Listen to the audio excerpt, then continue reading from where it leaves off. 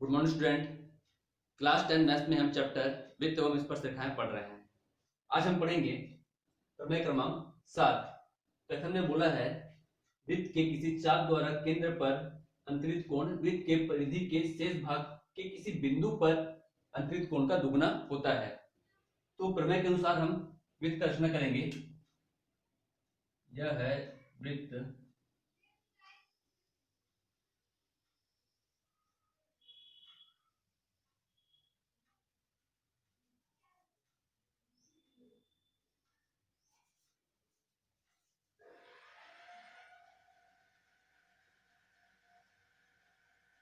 ठीक है। वृत्त का केंद्र O है। यहाँ पर किसी चाप द्वारा, ये चाप लेता हूं मैं P और Q। तो वृत्त के चाप द्वारा केंद्र पर आंतरिक कोण शेष परिधि के किसी भी बिंदु पर, चाहे यहां बनाऊं चाहे यहां मैं कहीं भी बनाऊं, तो शेष परिधि के किसी भी बिंदु पर आंतरिक कोण का दुगुना होता है। मतलब ये होगा हमारा पी क्यू, इसको मैं नाम देता हूं आर। और इस आर से यदि, ठीक है, तो हमको सिद्ध करना है कि कोण पीओ क्यू जो है वह दोगुना होगा कोण पी आर क्यू के। ये हमको सिद्ध करना था। हमको प्रश्न में दिया क्या है? प्रश्न में हमको ये दिया है कि पी ओ क्यू हमको कोण ज्ञात है। कोण पी ओ क्यू हमको ज्ञात है। ये क्या है हमारा? पी ओ क्यू केंद्र पर आंतरिक कोण है। और दूसरा हमको ज्ञात है कोण पी आर क्यू, ये हमारा है परिधि पर अंतरित कोण। रचना हम क्या करते हैं? आर से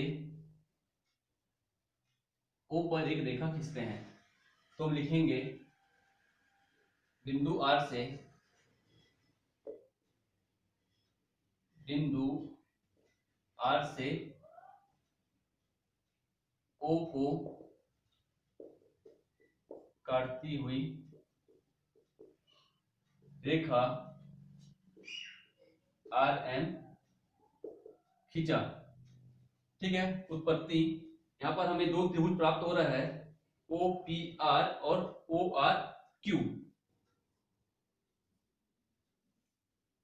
ठीक है।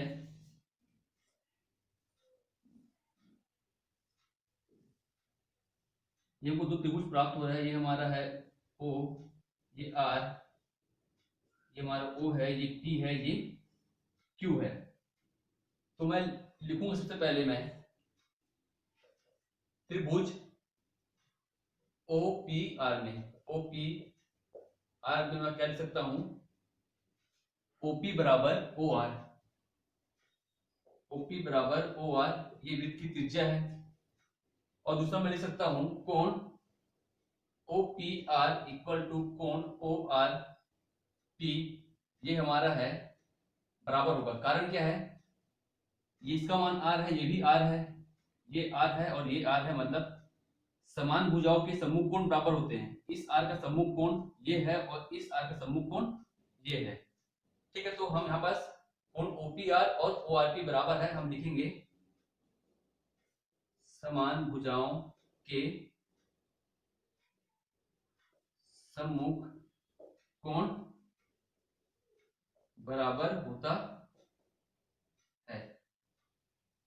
तीसरा हम देखेंगे कोण POM इक्वल टू कोण POM, बहिष्कोण के बारे में बात कर रहा हूं। ठीक है। ये कोण होगा OPR और कोण ORP के योग के बराबर। ये जो बहिष्कोण का जो मान है POM, और ये जो आंतरिक कोण है, ये कोण R और कोण P, ये जो कोण है कोण POM, ये दोनों आंतरिक कोण का योग के बराबर होता है। यह बहिष्कोण प्रमेय से है, बहिष्कोण प्रमेय से। यहां पर हम इसको यदि एक नाम दे तो मैं क्या लिखूंगा? समीकरण एक से मैं इस OPR की जगह मैं ORP रख सकता हूं, तो रख देते हैं हम। कोण पी ओ एम बराबर कोण ओ आर पी प्लस कोण ओ आर पी, ये होगा हमारा कोण P O M equal to 2 गुना 2 कोण ओ आर पी। इसको मैं नाम देता हूं समीकरण नंबर 2। वैसे ही इस वाले त्रिभुज के लिए, त्रिभुज ओ आर क्यू के लिए, त्रिभुज ओ आर क्यू में हम कह सकते हैं ओ आर बराबर ओ क्यू, ये दोनों वृत्त की त्रिज्याएं हैं। पुनः ओ आर बराबर ओ क्यू, क्यू वृत्त की त्रिज्याएं हैं। फिर मैं लिखूंगा कोण ओ क्यू आर, ये जो कोण है, और कोण ओ आर क्यू, ये वाला जो कोण है, दोनों बराबर होंगे। कोण ओ क्यू आर बराबर कोण ओ आर क्यू, किस अकॉर्डिंग? सेम वही, समान भुजाओं के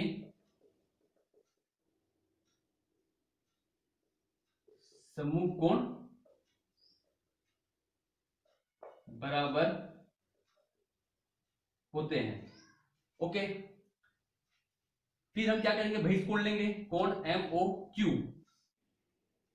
ये होगा हमारा कोण एम ओ क्यू, ये हमारा बराबर होगा अंतः कोण के योग के बराबर होगा, दो अंतः कोण के। तो ये होगा हमारा कोण ओ आर क्यू प्लस कोण ओ क्यू आर के। यहां पास इसको मैं समीकरण 3 दूं तो मैं लिख सकता हूं समीकरण 3 से, यहां पर मैं कोण ओ क्यू आर की जगह ओ आर क्यू रख सकता हूं, रख देते हैं। एम ओ क्यू बराबर कोण ओ आर क्यू प्लस कोण ओ आर क्यू, ठीक है। इस ओ क्यू आर की जगह मैंने ओ आर क्यू रखा इस समीकरण पर। ये होगा हमारा कोण M O Q equal to 2 गुना कोण ओ आर क्यू, ठीक है। इसको नाम देता हूं मैं समीकरण नंबर 4।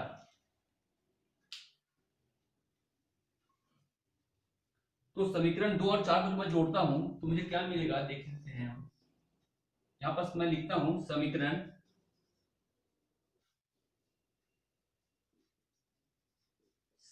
2 प्लस समीकरण 4 से कोण पी ओ एम और M O Q, P O M plus M O Q, दोनों को मैंने जोड़ा, मुझे क्या मिला, 2 गुना कोण O R P, O R P और प्लस 2 गुना कोण, ठीक है, क्या है आपका O R Q, O R Q. यह कोण किसके बराबर है, देख सकते हैं, पी ओ एम और एम ओ क्यू, ये हमारा कोण पी ओ क्यू के बराबर है, कोण पी ओ क्यू के बराबर होगा। दूसरा हम देखते हैं, इस दो को मैं बाहर निकालूं तो मुझे क्या मिलेगा, कोण ओ आर पी प्लस कोण O R Q, O R P और ओ आर क्यू, यह कोण पी आर क्यू के बराबर होगा। पी ओ क्यू बराबर 2 गुना कोण P R Q, P O Q बराबर 2 गुना कोण पी आर क्यू, ये हमारा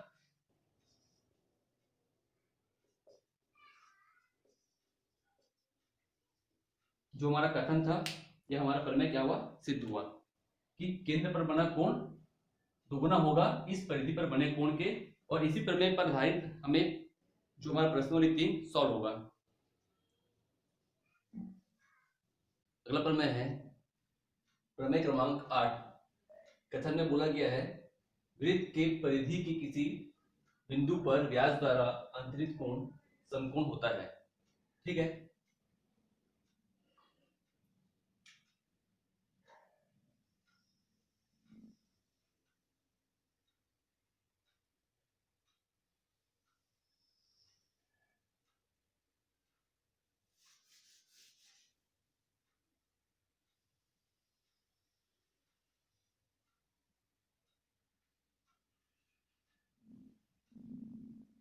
यह वृत्त है, इसका केंद्र है O, वृत्त के परिधि के किसी बिंदु पर, यहाँ पास बिंदु चाहे यहाँ ले चाहे यहाँ ले, कहीं पास भी हम लेंगे, व्यास द्वारा अंतरित कोण, व्यास क्या होता है आपका, इस परिधि से इस परिधि के बीच की दूरी जो केंद्र से होकर, इस परिधि से इस परिधि का डिस्टेंस जो केंद्र से होकर गुजरे, तो ये हमारा हो गया व्यास।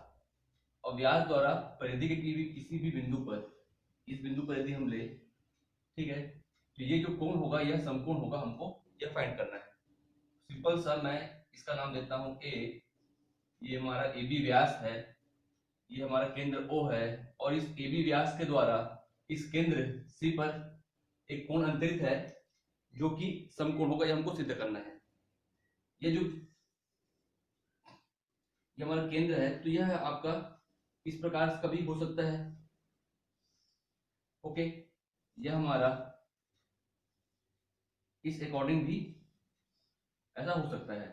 तो इस वृत्त के व्यास द्वारा परिधि के किसी भी बिंदु पर, चाहे तो इस बिंदु की बात करें, यहां पर भी समकोण बनेगा, यहां पर भी समकोण बनेगा, चाहे इस बिंदु की बात करें, ठीक है, ये हमारा AB व्यास है, केंद्र O है, वृत्त के व्यास द्वारा परिधि के किसी भी बिंदु पर, इस बिंदु पर, यहाँ पर किसी भी बिंदु पर आंतरिक कोण समकोण होता है। चाहे तो हम इसको ऐसा यहाँ पर भी ऐसा ड्रॉ कर सकते हैं, या हम ऐसा करके इसको ऐसा यहाँ ड्रॉ कर सकते हैं, ये कोण हमारा समकोण होगा, ये हमको सिद्ध करना है।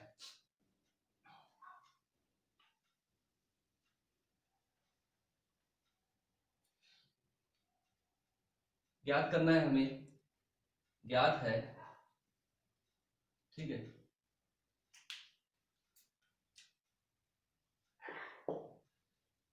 हमको ज्ञात है कि AB वृत्त का व्यास है, AB जो है वृत्त का व्यास, और O उसका केंद्र है, ठीक है, C पर एक कोण हमने अंतरित किया है। सिद्ध करना है हमको कोण AOC इक्वल टू 90 डिग्री या फिर समकोण होता है। उत्पत्ति में हम ये करेंगे कि A को, AB व्यास को हमने C से मिलाया, ठीक है, और AB द्वारा परिधि पर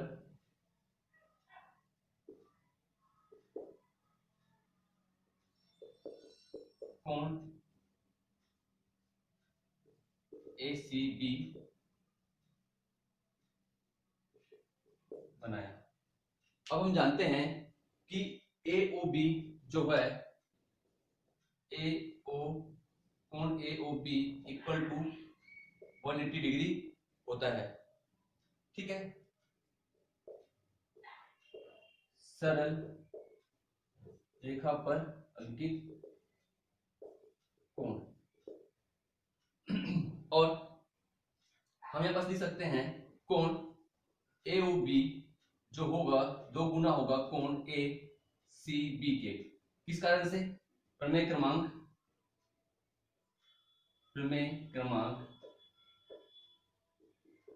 7 से। 7 में क्या बोला गया था कि वृत्त के किसी भी चाप द्वारा परिधि के किसी भी बिंदु पर, वृत्त के किसी भी चाप द्वारा परिधि के शेष किसी भी बिंदु पर अंतरित कोण केंद्र पर अंतरित कोण का दोगुना होता है, ये प्रमेय क्रमांक 7 में बोला गया था। तो यहाँ पर हम लिखेंगे वृत्त के किसी भी चाप द्वारा परिधि के शेष किसी बिंदु पर अंतरित कोण वृत्त के केंद्र पर बने कोण का दोगुना होता है, ओके। और यहाँ पास हम जानते हैं कि AOB का जो मान है ये कितना है आपका 180 डिग्री है, तो ये हमारा होगा कोण ACB, ठीक है, यहाँ पास कोण ACB इक्वल टू 180/2 लिखेंगे, तो यहाँ पास हमको मिलेगा कोण ACB इक्वल टू 90। 90 का मतलब यह क्या है, समकोण होगा।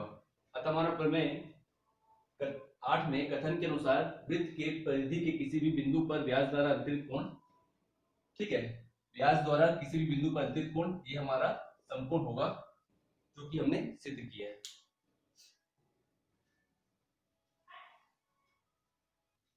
अगला प्रमेय हम पढ़ेंगे प्रमेय क्रमांक 9। इसमें कहा गया है वृत्त के एक ही खंड में बने कोण आपस में बराबर होते हैं। तो यह हम वृत्त बना लेते हैं।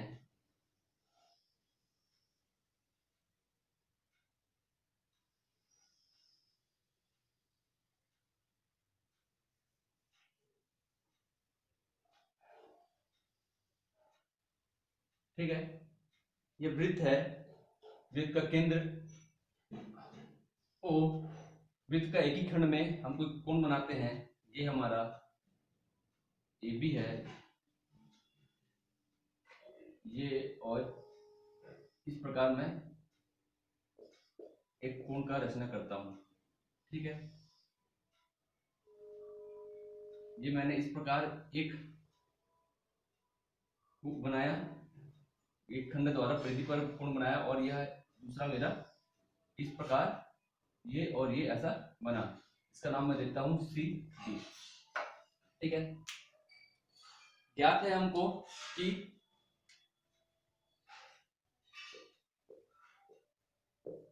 परिधि पर अंकित कोण ACB, कोण ACB और क्या है, कोण ADB है, ADB। ये हमको प्रश्न ज्ञात है। सिद्ध करना है हमको कि जो दोनों कोण बना है ACB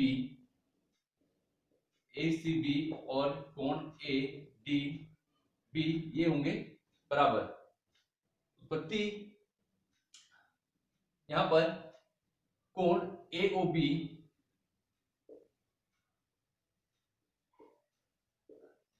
इक्वल टू हम लिखेंगे 2 गुना कोण ACB के। कारण क्या देंगे, वृत्त के किसी भी चाप द्वारा, ठीक है, परिधि के शेष भाग पर अंकित कोण वृत्त के केंद्र पर अंकित कोण का दुगुना होता है। यह प्रमेय क्रमांक 7 में हमने सिद्ध किया है। तो आप लिखेंगे यहां पर प्रमेय 7 से, यहाँ पास मैं प्रमेय 7 लिखा हूं, तो आप प्रमेय 7 न लिखिएगा। प्रमेय 7 में जो दिया है कथन में, वो कथन आप यहाँ पास लिखेंगे। ओके, सेम वैसे ही हम लिखेंगे, इसको मैं नाम देता हूं समीकरण 1, AOB इक्वल टू ADB, 2 गुना कोण ADB। ठीक है, ये हमारा हुआ समीकरण नंबर 2। अब मैं कह सकता हूं समीकरण 1 एवं 2 से AOB दोनों बराबर है, तो इसका राइट साइड को मैं बराबर लिखूंगा। तो मैं लिखूंगा 2 गुना कोण ACB इक्वल टू 2 गुना कोण ADB। ठीक है, ये 2 और ये 2 कट जाएगा, हमें क्या मिलेगा, कोण ACB इक्वल टू कोण ADB। ठीक है, तो कथन के अनुसार हमको जो सिद्ध करना था, कोण ACB इक्वल टू कोण ADB एक ही चाप द्वारा परिधि के शेष भाग पर अंकित कोण हमारा इक्वल होता है। ठीक है,